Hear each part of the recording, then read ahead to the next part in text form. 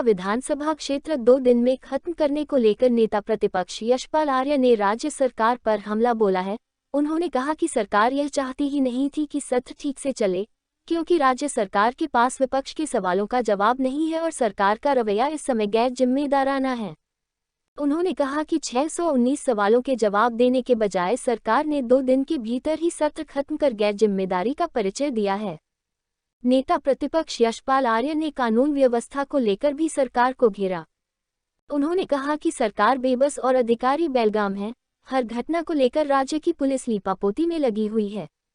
सरकार जनहित के मुद्दों को टाल रही है। सरकार की मानसिकता और नियत कैसी है, यह इस बात से साफ हो गया है कि विपक्ष और विधायकों के सवालों का जवाब देने में नाकाम सरकार ने सत्र 2 दिन में ही पूरा करवा दिया। प्रदेश में कानून व्यवस्था पूरी तरीके से ध्वस्त हो गई है। महिला अपराध तेजी से बढ़ रहे हैं। लोग घरों से बाहर निकलने में भी डर रहे हैं। अपराधियों में पुलिस का डर खत्म हो गया है। इसके बावजूद भी सरकार आंख बंद कर बैठी है।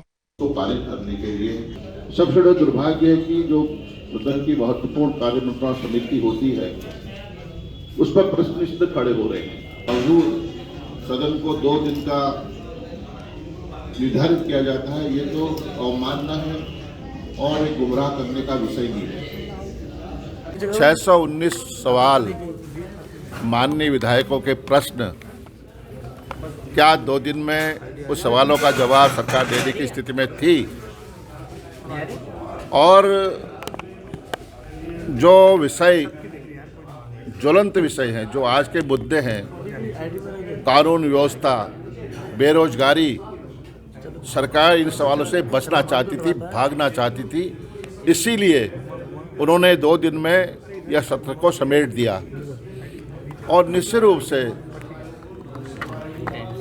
सोमवार का दिन है, प्रश्नकाल है, वो माननीय मुख्यमंत्री जी का है, महत्वपूर्ण विभाग हैं। लेकिन देखने में आ रहा है, लगातार देखने में आ रहा है कि सोमवार का दिन प्रश्नकाल होता ही नहीं है। मंगलवार से प्रश्नकाल प्रारंभ होता है और महत्वपूर्ण विषय जो हैं वो अछूते रह जाते हैं। उसमें हम सवाल नहीं कर पाते हैं। हमें जो जवाब चाहिए उससे हम वंचित रह जाते हैं।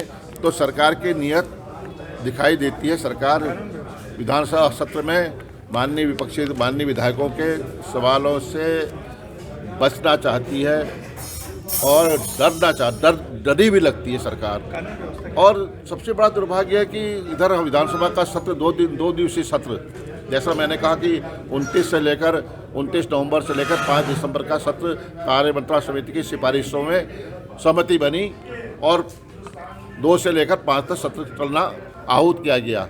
लेकिन सदन में कार्यमंत्रणा समिति की जो सिफारिशें हैं उसे रखा गया, उसमें 2 दिन का सत्र निर्धारित था। ये तो क्या है, सदन तो नियमावली से चलता है, नियमों से चलता है, परंपराओं से चलता है और उसकी लगातार अनदेखी राज्य सरकार कर रही है। कानून व्यवस्था को लेकर आपके प्रदेश अध्यक्ष ने भी और आप लोगों ने भी सभी जगह बातें की है। सीधे कहना कि डीजीपी ही इसके लिए जिम्मेदार है और उनको पद से हटाया जाना चाहिए। देखिए, पूरा फेरबदल की जरूरत है पूरे प्रदेश में। और जो वरिष्ठ पुलिस अधीक्षक हैं, मैं तो हाउस में भी कहा कि आखिरकार उधमसिंह नगर, देहरादून और हरिद्वार में ऐसी क्या खासियत है जो यहाँ हमारे जो चाहे वो दरोगा है, चाहे इंस्पेक्टर है, चाहे अन्य अधिकारी हैं, यहाँ से बाहर नहीं जाना चाहते। यही उनकी आधी सर्विस यही ख़त्म हो गई है। तो आखिर कुछ न कुछ तो है। पूरे तबादले होने चाहिए, तब विश्वास होगा कि कानून भी कोई चीज़ है। नहीं तो कानून तो इनके सामने बेबस दिखाई दे रहा है। सरकार बेबस, अधिकारी